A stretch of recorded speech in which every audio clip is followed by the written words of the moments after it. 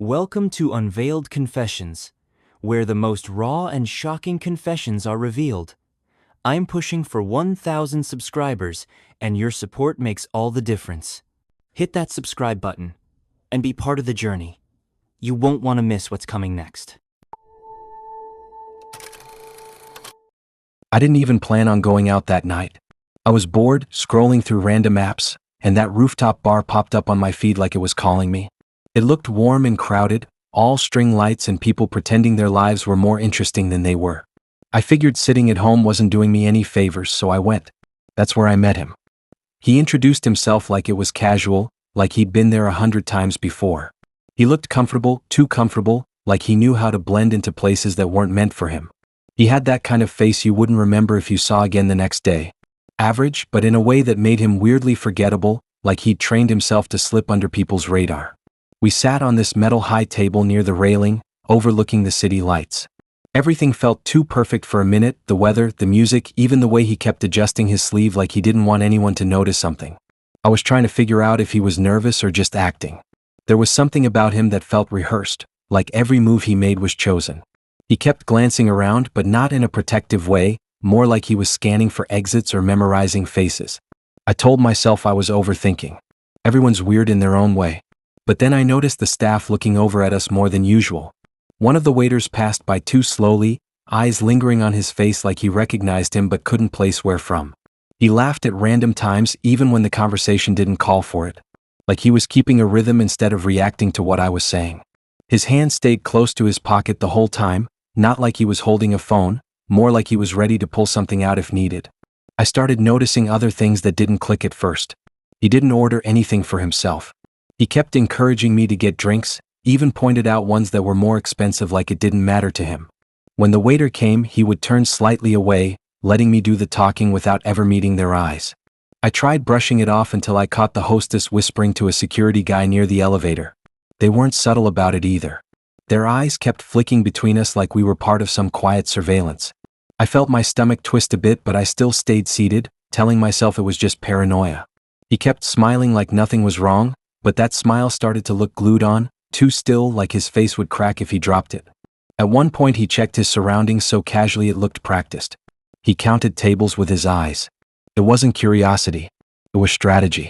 I realized then that he positioned us near the stairs instead of the elevator. The kind of spot you'd pick if you wanted to bolt quickly. My chest felt tight, but I tried acting normal. I watched him press his finger against the rim of his empty glass over and over, tapping out a soundless beat like he was timing something in his head. The moment everything snapped felt unreal. The elevator doors opened and two police officers stepped out. They didn't rush. They walked slowly like they already knew where to go. Instead of calling out, one of them just looked directly at him. He froze, but only for half a second before pretending not to see them. His jaw clenched so tightly I heard his teeth grind. He didn't look at me. He just shifted like he was calculating whether he could run without drawing too much attention. That was when the staff closed off the stairwell without saying a word. They had planned this. The officers approached and I realized everyone else on that rooftop already knew something I didn't. Their eyes said it wasn't the first time this happened. He kept his face neutral but his fingers twitched, brushing his pocket again. One officer stood beside him while the other quietly confirmed his identity. That's when they said it. Not his fake name. His actual one. It didn't even sound like him.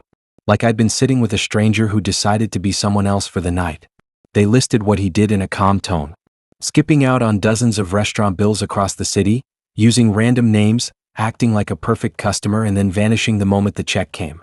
He had turned dining into some twisted game where he got to play a different person each time. The rooftops, fancy spots, quiet cafes. He'd done it everywhere. Some staff tried chasing him before. He'd outrun them, laughed about it, disappeared again. I looked around and realized the waiter who stared earlier had probably served him once. Maybe more than once. Maybe he had been here before under a different face, different hair, different name. When they cuffed him, he didn't flinch. He looked bored. Almost disappointed. Like getting caught wasn't dramatic enough for him. He glanced at me once but not like he cared. More like he was checking how well he played the role. He walked away without a word, that same fake calm still wrapped around him. The staff didn't clap or cheer. They just let out this tired exhale like they were used to dealing with him, like catching him was just maintenance. I sat there, still holding my drink like an idiot while people went back to their food. It was like the whole place snapped back into normal life without missing a beat. The table got wiped clean like he was never there. His chair got tucked in. A new couple got seated near us, laughing loudly, completely unaware that the guy who sat there minutes ago wasn't even real in the way they thought. I stayed until my chest stopped feeling tight. I didn't know what to do with the unfinished drink. It felt wrong to keep it. When I stood up to leave, nobody looked at me. It was like I was just another background extra in whatever twisted routine he had built. I walked down those stairs he kept eyeing, feeling like I had almost been included in a scam without even knowing how close I got to being part of his story.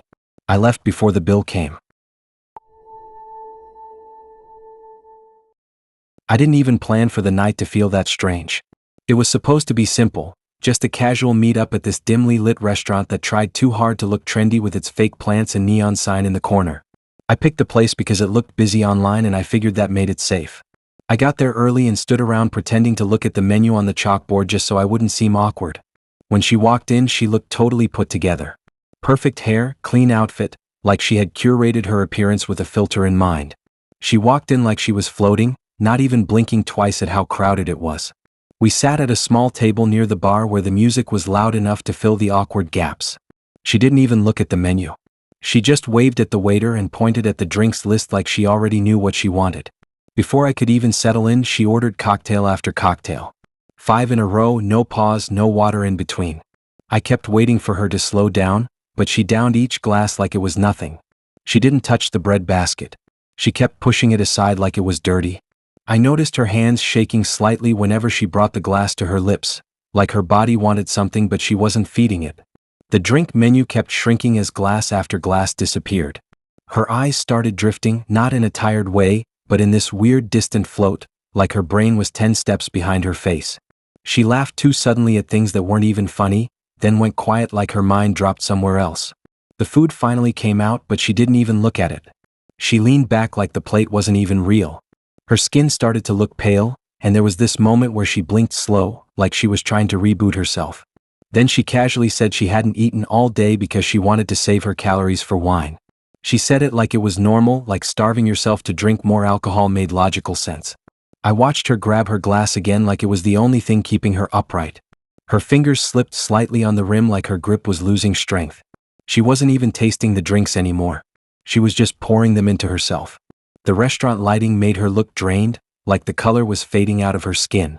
I felt the table shake a little and at first I thought someone had bumped it, but then I realized it was her knee hitting it. She pressed her hand against the edge of the table like she was trying to keep herself steady. Her eyes rolled upward for half a second before snapping back, like her body was fighting to stay awake. Her breathing changed, shallow and slow, like each inhale was something she had to remember to do. Her head tilted slightly and for a second I thought she was just adjusting her posture, but it didn't stop tilting. The plate in front of her sat untouched. Steam rose off the food while she looked like she might fall apart at any second.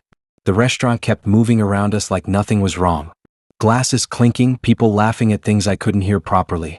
I watched her face drain of expression, her eyelids dipping like someone was shutting off a light switch inside her.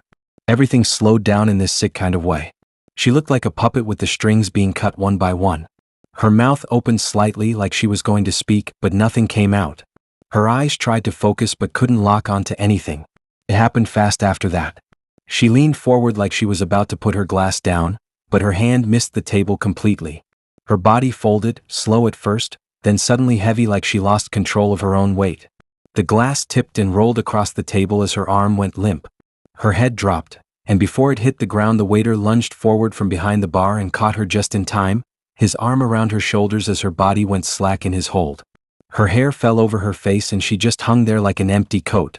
Everyone around us went quiet in this sudden wave, heads turning, forks stopping mid-air. They pulled her chair back and lowered her gently onto the floor, her body looking tiny and fragile despite how bold she had been minutes ago. Her eyes fluttered half open but there was nothing conscious behind them. She just laid there, chest rising in uneven stutters, like she couldn't decide if she wanted to stay awake or drop into nothing. The staff moved quickly, calling someone over, lifting her legs slightly, trying to get her to respond. People stared without blinking, drinks forgotten in their hands. I just sat there, frozen, watching the girl who had walked in like she owned the room now lying flat on the cold floor tiles, makeup smudged slightly at the edges, her arm limp beside her like she had been drained from the inside out. Her phone slipped out of her jacket pocket and buzzed on the floor, lighting up her face for a second before the screen went dark again. The smell of the untouched food mixed with the sweetness of the spilled cocktail made the whole scene feel sickening. The waiter looked at me like he wanted answers I didn't have. I didn't know what to say. She had turned herself into a ghost right in front of me without making a sound. They propped her against the wall, her head rolling slightly to the side, eyes half open but not seeing anything. She looked like she had disappeared somewhere inside her own head and left her body behind at the table with all those empty glasses. I watched as they carried her towards the back, her feet dragging slightly, the restaurant swallowing her up behind the swinging door. The music turned back up a moment later like nothing had happened. People picked up their forks again. Conversations resumed. The empty spot where she sat looked too calm, the table wiped clean, drinks gone, only a faint smear from where the glass tipped left behind. It was like she hadn't existed at all. The worst part was that the night started off painfully normal. It wasn't exciting or romantic or anything worth remembering. It was one of those basic dinner dates that felt like a routine rather than something special. I met him outside the restaurant, and he had that casual look like he didn't bother trying too hard but still wanted to seem like he had everything under control. The place he picked wasn't fancy, just a dim restaurant with loud cutlery sounds and tables packed too close together. The kind where strangers could hear every word you said if they wanted to listen. He talked a lot about random things but none of it went anywhere. Nothing solid, just quick subjects that he dropped when they got too personal. He kept steering the conversation away from himself whenever it got too close to anything real. I noticed he always wanted to be the one leading the flow of the night, even down to who ordered first, who walked through the door first. He watched people like he was counting exits, glancing at the front and back of the restaurant like he didn't like being trapped in one place for too long. When it was time to leave, I mentioned I could call a ride. He brushed it off with this confident energy, pulling out his keys like there was no discussion needed. His car was parked halfway down the street under a broken street light, the kind of spot someone picks when they don't want attention. He unlocked it and gestured for me to get in like he was doing me a favor. I hesitated for a second but got inside anyway, the seatbelt clicking a little too loud in the silence. Once the engine started, he sped out before even checking the road properly. He drove like the streets belonged to him, speeding through quiet roads like it didn't matter who else was on them. His hand stayed loose on the wheel like he wanted to show that he didn't take any of it seriously. Streetlights flashed across his face in harsh strips, and for a moment, I wondered if I made a mistake letting him drive. He didn't slow down at corners or check mirrors. It was like he only cared about the direction he was heading and nothing else around him existed. The city felt empty at that hour, with just distant headlights and closed shops rolling past the window. The air inside the car felt stiff and charged like something was waiting to happen. He tapped his fingers on the wheel in a rhythm that didn't match the music, more like he was keeping himself steady. I kept watching the traffic lights coming up, hoping he would at least pay attention to those. Then it happened. The light turned red and without even considering slowing, he pushed harder on the pedal. The entire car lurched forward through the intersection while the red light glared overhead. My body jolted slightly against the seatbelt, and before I could even process it, flashing blue lights lit up behind us. He didn't react at first. He just let out a slow exhale like he had been expecting it eventually. He pulled over casually at the side of the road, eyes steady on the rearview mirror while the patrol car stopped behind us. The officer approached and I could see his shadow in the side mirror. There was a stillness in the moment like the air outside froze. Liam kept his posture relaxed, leaning back slightly like he was bored. I could feel the shift in energy as the officer checked his details. The silence stretched out between the flashing lights and the quiet street. Then the officer said something that cut straight through whatever calmness he was pretending to have. His license wasn't just invalid. It had been suspended for months. He wasn't supposed to be anywhere near a steering wheel. He didn't flinch. He didn't deny it. He didn't even seem surprised. He just gave a small shrug like it wasn't a big deal, like this was just an inconvenience that slowed down his night. It wasn't a mistake to him. It was just a rule he never cared to follow. He looked almost proud, like getting away with it for so long mattered more than facing it now. The officer kept talking, but all I could hear was the thump of my heartbeat against my ears. Sitting there, I realized he had been driving around like this for months, taking people home, speeding through roads, acting untouchable because he believed he could slip past consequences if he moved fast enough. The idea that he could have crashed, hurt someone, or left me stranded somewhere didn't seem to bother him at all. He lived on that edge where everything was a gamble and nothing had weight unless it caught up to him. The officer stepped away for a moment to run final checks, and the interior of the car went dark again except for the flash of red and blue bleeding through the windows. It painted his face in pulses, revealing a blank expression that didn't match the situation at all. It wasn't anger or fear. It was indifference, like none of this mattered because he assumed he would talk his way out of it or disappear before things escalated. They asked him to step out of the car. He moved slowly, still relaxed, hands visible, like he had done this before and knew the routine well. I sat there, hands frozen in my lap, the seat suddenly feeling colder than before. Watching him outside under the street lights, I realized I didn't actually know anything about him. He moved like someone used to slipping through warnings, used to bending rules and walking away before people caught up. They led him to the side of the road to question him further, his head tilted slightly as if he didn't feel threatened at all. Cars passed by in the distance, their headlights washing over the scene briefly before fading again. I remained seated inside his car that technically wasn't even legal for him to drive, surrounded by silence and the fading smell of dinner still clinging to my clothes. He glanced back at the car once, eyes flicking over me through the windshield. There was no apology in that look. No panic. Just a silent acknowledgement, like he was already planning his next move after this, with or without consequences. Standing there with the flashing lights behind him, he looked like someone who lived off the thrill of almost getting caught. They kept him there for longer, the officer's voice steady but stern, while I sat frozen with the engine off and the night stretching out around me. There was no dramatic ending, no sudden twist. Just the quiet realization that I had been sitting inches away from someone who saw laws as optional, who lived like nothing applied to him until it finally did. When they separated him from the car and kept talking, I reached for the door handle, my pulse still loud in my ears. I stepped out into the cold night air without looking back at him. He was still standing there under the blue lights, calm and collected like he would find a way to keep moving. I walked away before they finished with him. I picked the restaurant because it looked harmless. Soft yellow lights, quiet booths, the kind of place where nothing dramatic should ever happen. I walked in expecting a boring but safe first date. Olivia was already there, waving like she had been waiting forever. She looked calm, like she had everything under control, with that kind of charming confidence people practice in mirrors. She laughed easily, leaned forward when she talked, and made me feel like she had picked me out of a crowded room on purpose. There was something magnetic about the way she carried herself, like she knew she was being watched and wanted to be. The waiter dropped off appetizers, tiny plates with fancy names, and she talked about random things without pausing to breathe. She smiled every time someone walked past our table, scanning faces like she had to keep track of who was around. It didn't bother me at first. I thought maybe she was just alert. But then her eyes flicked over my shoulder and her whole expression changed like someone had unplugged her. The smile dropped so fast it looked fake in hindsight. She straightened in her seat, hands tensing on the edge of the table, eyes locked on something behind me. I turned slowly, expecting maybe a friend or something normal. Instead, I saw a man storming through the entrance, moving with that unstable kind of energy that didn't belong in a calm restaurant. He didn't look around. He looked straight at her like he had followed a signal only he could hear. His face was red and strained, and his voice cut through the quiet room before he even reached our table. I didn't catch every word at first, but I heard enough. He started yelling about a dog. Not a breakup, not cheating, not drama. A dog. He kept accusing her of stealing his dog, voice rising with every step he took. People around us stopped eating. Forks froze mid-air. The restaurant sound died instantly. I could feel everyone watching, pretending not to but failing. Olivia didn't look surprised. She looked irritated. Not guilty. Annoyed. Like she had been waiting for this interruption and was just tired of it finally arriving. She didn't make a scene back at him. She didn't even stand up. She sat there so still it felt unnatural. He kept shouting her name, telling the whole room that she had taken his dog and refused to give it back.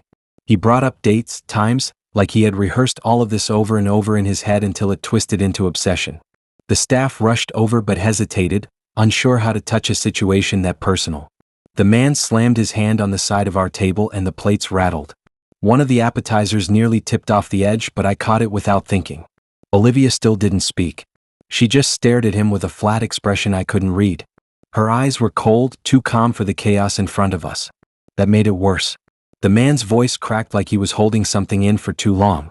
He wasn't embarrassed. He wanted everyone to hear. He wanted witnesses. The manager tried to step in, saying something low and calm, but the man ignored him. He pointed at Olivia, shouting about how she had walked into his place, taken his dog like it belonged to her, and blocked him on everything. He said she had changed the dog's collar and pretended it was hers. People at nearby tables whispered, trying to piece together some logic in the madness. Olivia finally stood up sharply, chair scraping against the floor. For the first time, she looked directly at him with rage flickering behind her eyes. They stood across the table from each other like a line had been drawn there. Neither of them backed down. The waiter hovered near us, unsure if he should remove the food or leave it there like nothing was wrong. The untouched appetizers sat between all of it like a joke, perfect and pointless. The air around the table felt heavy, like everyone was waiting for that moment where things either escalated or snapped. The man's breathing got louder, his chest rising and falling too fast. Olivia's jaw tensed. It was like they were trapped in a personal war I had accidentally walked into. Then the police arrived. 2 officers stepped through the door, scanning the room with that stiff, controlled walk. The staff pointed towards us and they moved quickly, separating the 2 of them without raising their voices. The man tried to push past but was blocked. He kept shouting about the dog, repeating the same thing over and over like he needed someone to believe him. Olivia said nothing, eyes fixed on the wall behind him like she had already checked out. The officers pulled her aside too, asking her something I couldn't hear. She didn't argue. She didn't plead innocent. She just let them guide her towards the entrance like she had expected this exact moment to happen eventually. They walked her out first, her head slightly tilted like she didn't care who watched. Then they took him next, still ranting, eyes wild, pointing back at the table as if I was his witness. Everyone in the restaurant stayed silent, cutlery still untouched. The door shut behind them and the sound of the latch echoed louder than any of his screams. The room held its breath. The plates in front of me sat there with steam still rising from the food, completely untouched, like the night had been paused right when it started to break. No one spoke to me. No one asked if I was okay. They just slowly returned to their meals like it was easier to pretend it hadn't happened. I sat there alone at the table with plates meant for 2, the food now cold, the seat across from me still pushed back like she might come back any second. But she didn't. The staff avoided looking at me directly, clearing the area around me in silence. I stayed there longer than I should have, staring at the untouched appetizers while laughter from other tables slowly crept back into the air. When I finally stood up, the chair made a loud scrape that drew a few glances. I didn't say anything to anyone. I just walked out, leaving the plates behind like they were part of a scene I was never meant to be in. The night started with this weird forced energy, like both of us were pretending it was going better than it actually was. The restaurant had that fake cozy vibe with fairy lights tangled around wooden beams and a menu that tried to sound fancy even though everything tasted like it came from a microwave. I sat at a small table near the window, scrolling my phone while waiting for him. The street light outside flickered on and off like even it was unsure if it wanted to be there. When Ethan walked in, he had that stiff posture people get when they're trying too hard to seem relaxed. He pulled out the chair too fast, scraping it loud enough that a couple of people glanced over. He talked nonstop at first, words spilling out like he was racing himself. Constant hand gestures, quick pacing, laughing before I even reacted to anything he said. He had this thing where he'd stare too intensely after saying something, waiting for approval like he needed proof he said the right thing. The food hadn't even come yet and his leg was already bouncing under the table like a jackhammer. He denied being nervous though. He kept saying how he didn't believe in anxiety and how people make it up for attention. He said it so confidently, leaning back like he had just said something deep. Meanwhile, his hands were clenched so tight around his fork that his knuckles turned pale. I watched him shift in his seat, unable to stay still for more than 3 seconds. His breathing got weirdly uneven mid-sentence like he kept forgetting to inhale. His face flushed and then drained of color in waves, almost like a light dimming. But he still kept talking, acting like he was completely fine. I noticed his eyes darting between the exit and the bathroom repeatedly, like he was mentally mapping escape routes while his mouth tried to keep the conversation going. The drinks arrived and his hand shook when he picked up the glass. Not a small tremble. His fingers visibly rattled against the surface like he was fighting something inside his own body. I didn't say anything. I just watched. His breathing picked up again. The restaurant's warm lighting made the sweat on his forehead too noticeable. He wiped it away quickly, pretending it was nothing. He talked faster, stumbling over his own words, pushing through like momentum would keep him from falling apart. Then it hit all at once. He paused mid-sentence, blinking too slowly. His eyes unfocused for a moment. I thought maybe he was about to sneeze or something. Instead, he leaned over slightly like his stomach twisted hard. There was this horrible stillness before it happened, like a split-second warning that nobody had time to react to. His body lurched forward and he threw up directly onto the table. It wasn't a small accident. It splattered across the plates, ran across the wood, and hit my phone with a wet smack. The sound was loud enough to turn every head in our direction. I froze, staring at the mess dripping down my screen. The smell hit a second later, sharp and sour, spreading across the table like a stain. People at nearby tables recoiled, muttering under their breath. Ethan sat there with his mouth slightly open, like even he couldn't process what just happened. For a moment he looked like he wanted to disappear into the floor. Then, in the worst turn possible, he tried to laugh it off. He wiped his mouth with the back of his hand and leaned back like it was some random quirky moment. He called it a bonding moment between us, like this was some weird milestone that would bring us closer. His voice cracked as he said it, shaking with leftover nausea, but he forced a smile anyway. I looked down at my phone, now coated in a thin layer of what he had just eaten. The screen lit up with a notification, glowing through the mess in a sick reflection. The smell clung to the air and I could feel eyes still on us. Ethan sat there, shoulders tense, trying to act like the situation wasn't horrifying. He dabbed at the table with a napkin in slow, awkward motions, not actually cleaning anything, just smearing it around like he didn't know where to start. The waiter approached with tight politeness, holding a cloth at arm's length. I could tell he wanted to say something but chose silence instead. Ethan tried to make a joke again, pointing between us like this was something we'd laugh about later. But there was panic in his eyes, buried under that forced grin. His face was still pale, a cold sweat running down his temple. He clutched the edge of the table like he needed to hold on to something to stay upright. I moved my phone away from the mess, the screen sticky as I wiped it against my sleeve. The restaurant noise slowly returned, but a few people kept glancing over like they were waiting to see what I'd do next. Ethan sat back, trying to act casual, fingers tapping on the table in uneven patterns. He didn't apologize. He didn't excuse himself. He just kept pretending everything was fine, like if he stayed committed to the act long enough, the night would reset. The table between us was ruined, stained and dripping, the smell refusing to disappear. The untouched drinks looked out of place beside it, like props in a scene gone wrong. Ethan straightened his posture, still breathing too fast, eyes darting around like he was checking if anyone was laughing at him. He kept trying to catch my eye, waiting for some sign that I'd play along with whatever story he was building in his head about this being funny. I didn't say anything. I just sat there, staring at the ruined table and my sticky phone, the air thick with embarrassment that didn't belong to me.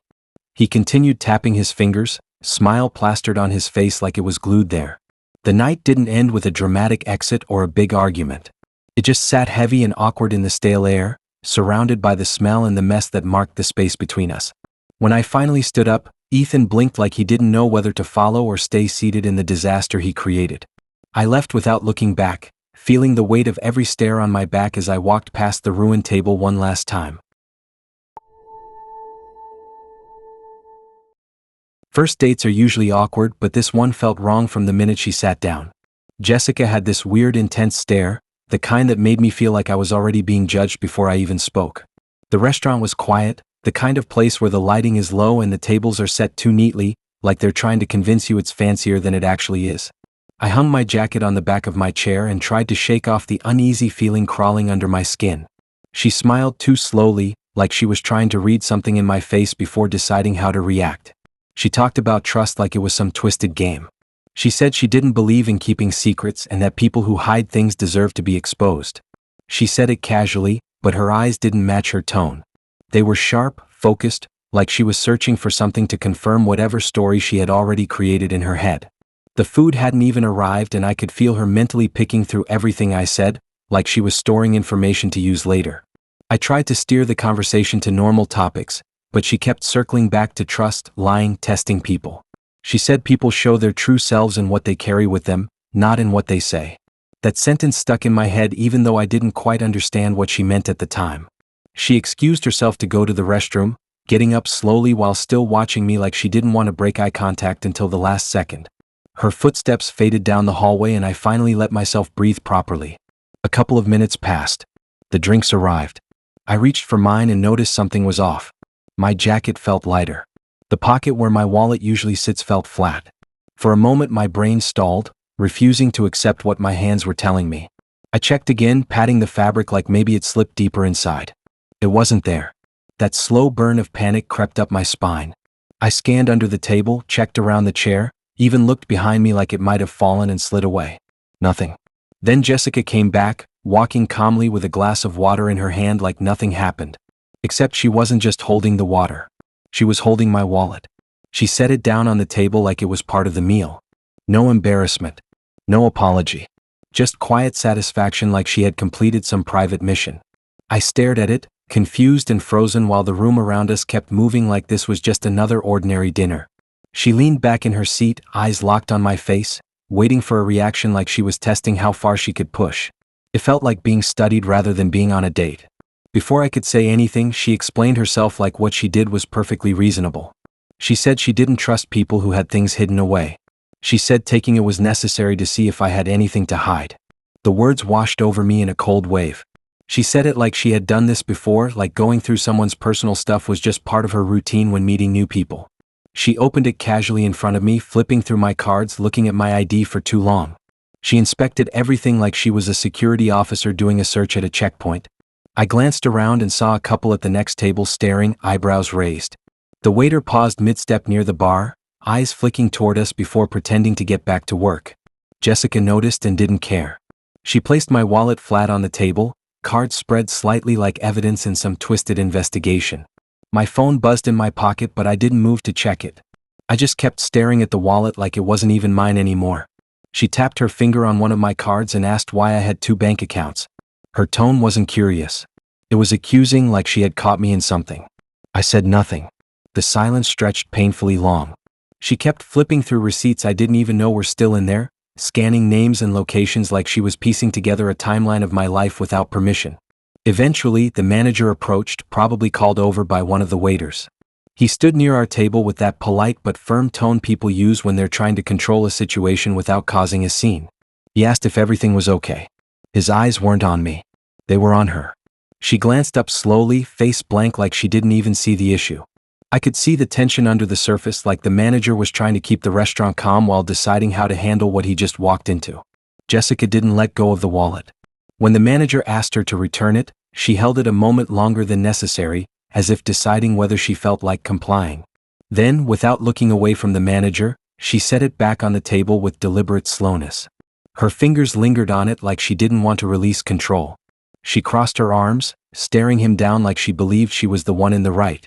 The manager looked at me, waiting for an explanation or a confirmation. I just reached out and pulled the wallet back towards me, wiping my thumb across the surface like I needed to physically reclaim it. My hands felt cold. Jessica leaned back in her chair again, eyes still on me, like she was disappointed that the test ended too soon. The manager asked her to step away from the table. She stood up calmly, as if this entire thing had gone exactly how she wanted. As she walked with him toward the front of the restaurant, she glanced over her shoulder once, not with guilt, but with a strange kind of satisfaction, like she believed she had revealed something important about me just by taking it. I stayed seated at the table while the untouched drinks sat between the empty chairs. My jacket hung limp behind me, lighter and cold against my back. I could still feel where the wallet had been missing. The restaurant noise slowly started again, forks scraping against plates, conversations rising back to life. I placed the wallet in front of me like I needed to make sure it stayed visible. The date didn't end with a dramatic exit or a chase outside. I just sat there for a while, staring at my own things like they belonged to someone else, while the seat across from me stayed empty and the restaurant pretended everything was normal. I didn't even like the restaurant he picked, but I went along with it because I didn't feel like arguing over plans with someone I barely knew. Ryan showed up 10 minutes late, leaning against his car like he was posing for some invisible camera. He had that fake relaxed body language people use when they want to seem confident. Before I could even put on my seatbelt, he started talking about how he was the best driver out of his friend group and how people were always asking him to park their cars for them because he was so precise behind the wheel. The drive there was jerky. He accelerated too hard at green lights, then braked last minute like he was trying to prove something. He gripped the steering wheel in a way that felt tense despite everything he was saying. He kept glancing at me to check if I was impressed, throwing in random comments about how most people don't understand real driving technique. His confidence didn't match the way he kept misjudging distance every time we passed parked cars. We got closer to the restaurant and he pointed to a parking spot right outside like he had planned it.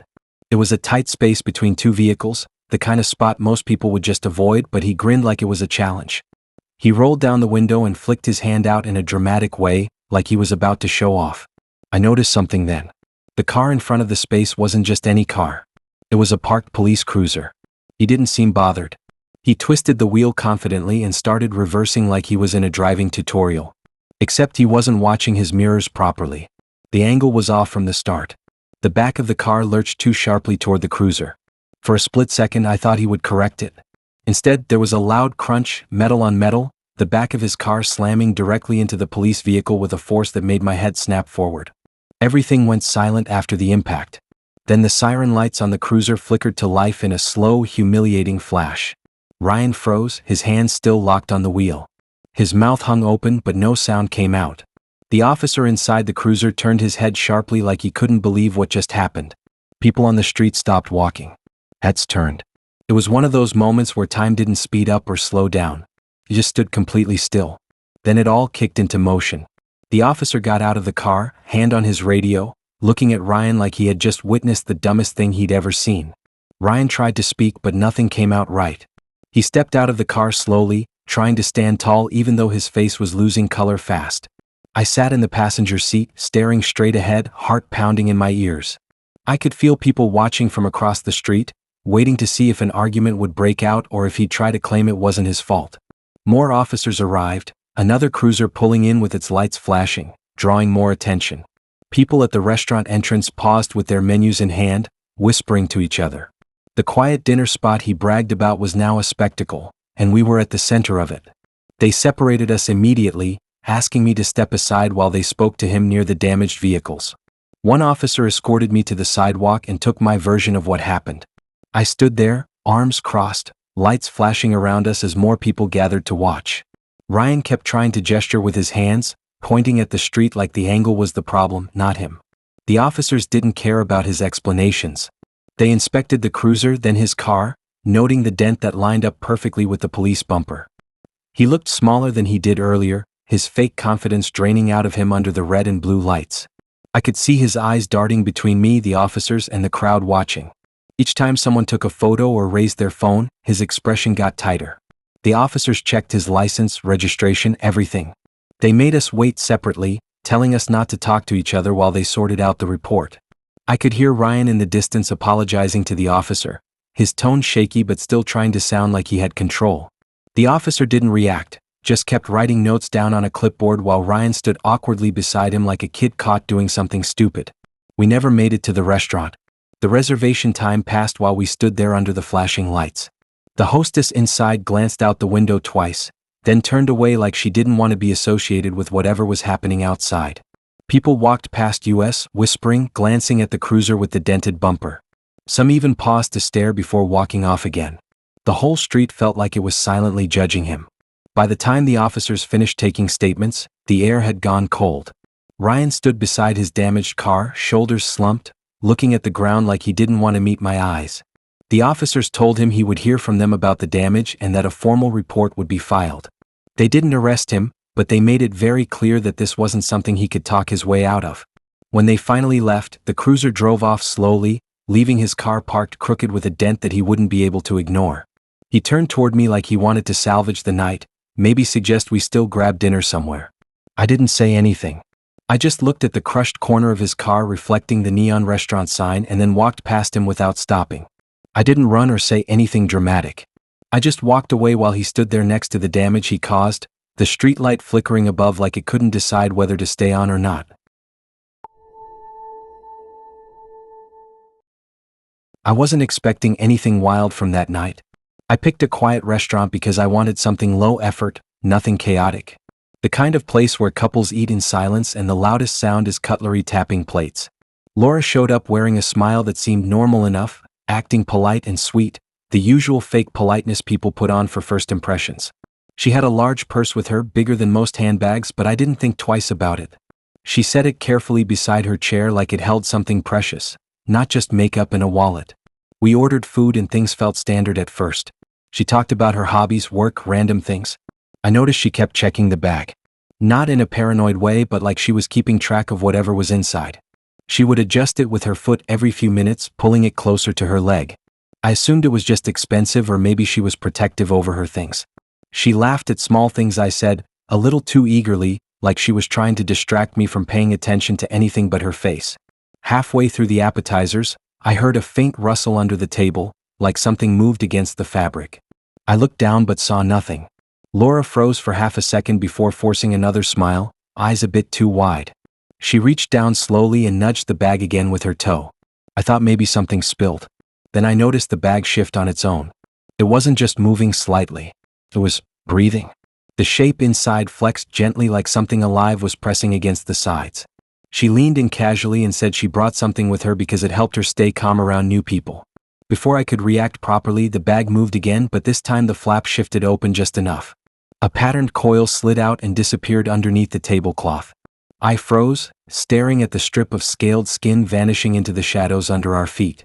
My brain struggled to process it. She had brought a snake. Not a fake plastic prank toy. A real breathing snake, tucked into her purse like it was a pack of tissues. She kept her voice level like this was completely normal. She said it was her emotional support snake.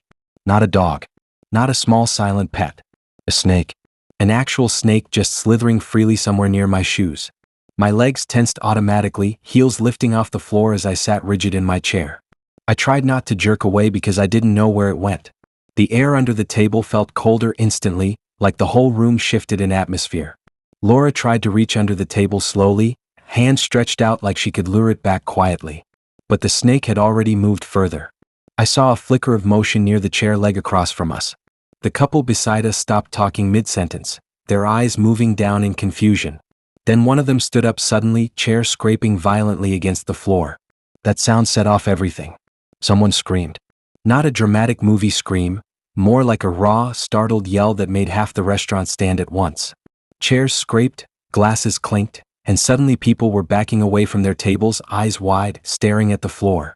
The snake moved again, weaving between chair legs, its body gliding across the polished floor towards another section of the dining room. People jumped back like the tiles were on fire. Laura stood up finally, panic breaking through her calm act. She tried calling out that it was harmless, but no one cared. A waiter nearly tripped trying to avoid stepping on it. Someone yelled for the staff to call emergency services.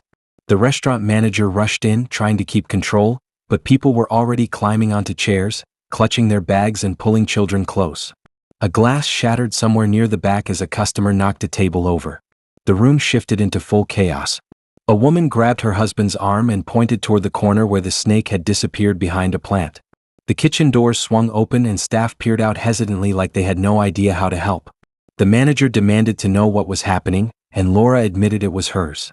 The look on his face didn't even have words. He immediately ordered everyone to step away from the area and called for animal control while trying not to yell. I stood beside my chair, watching Laura shrink under the weight of angry stares. People glared at her like she had brought a weapon. A man near the bar muttered something about suing. A group of teenagers pulled out their phones, filming the chaos.